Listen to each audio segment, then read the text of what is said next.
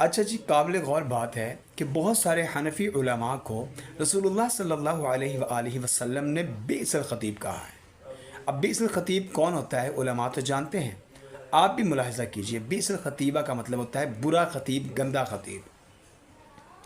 صحیح مسلم کی حدیث نمبر 2010 ہے کہ عدی بن حاتم رضی اللہ تعالی عنہ کہتے ہیں کہ نبی صلی اللہ علیہ وآلہ وسلم کے سامنے ایک شخص نے خطبہ پڑھا اور اس نے یہ کہا وَمَن يُطِعِ اللَّهَ وَرَسُولَهُ فَقَدْ رَشَدَ، اور جو اللہ کی اور نبی علیہ السلام کی اطاعت کرے گا وہ ہدایت پا گیا، رشد پا گیا، کامیابی پا گیا۔ وَمَن يَعْصِهِمَا، اور جو ان دونوں کی نافرمانی کرے گا، مطلب یہ نہیں کہا کہ وَمَن يَعْصِ اللَّهَ وَرَسُولَهُ، اس نے کہا وَمَن يَعْصِهِمَا، ایک ہی جملے کے اندر اللہ اور نبی علیہ السلام کو اکٹھا کر دیا۔ تو نبی علیہ السلام نے یہ سن کر اس کو کہا کہ بئس الخطیب انت، کہ تو برا خطیب ہے، تو گندا خطیب ہے۔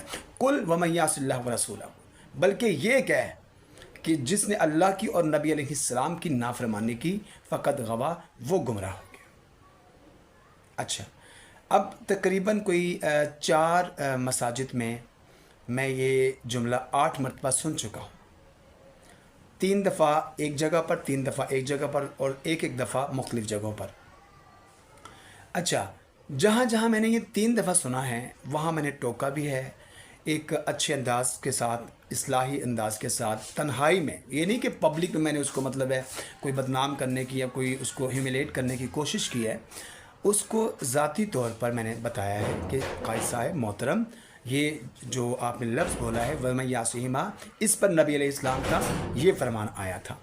تو اب ہمارے معاشرے کا المیہ یہ ہے کہ یہ مڈا نے بگڑے ہوئے نے، سور دے گھٹ ہی نے۔ تو بہرحال آپ اپنے قائد صاحب کا خطبہ سنیں، یہ جب وہ ایک خطبہ دے کر بیٹھ جاتے ہیں، دوسرا خطبہ جہاں پر آتا ہے نا وہاں پر یہ بات کرتے ہیں۔ تو جو قائد صاحب، جو خطیب صاحب وَمَن يَعْصِهِمَا لفظ بولیں گے وہ بئس الخطیب ہے، وہ برے خطیب ہے، گندے خطیب ہے۔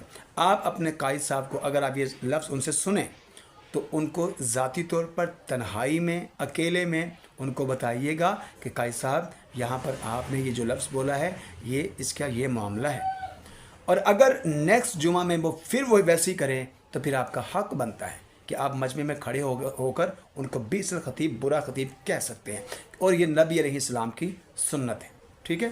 اچھا، اب اس میں تھوڑی سی اسپیسیفیکیشن یہ ہے کہ یہ جو 4 مساجد کا میں نے ذکر کیا ہے، 3 تو یہ لاہور میں ہیں اور ایک کراچی میں، مطلب میں نے ملاحظہ کیا بائی چانس، جہاں میں نے غور کیا ہے، یہ چاروں کی چاروں جو مساجد ہیں یہ دیوبندی مکتبہ فکر کی ہیں۔ مطلب ہے وہ بھی حنفی ہیں، بریلوی بھی حنفی ہیں۔ میں نے بریلوی حضرات سے ایسا سنا نہیں۔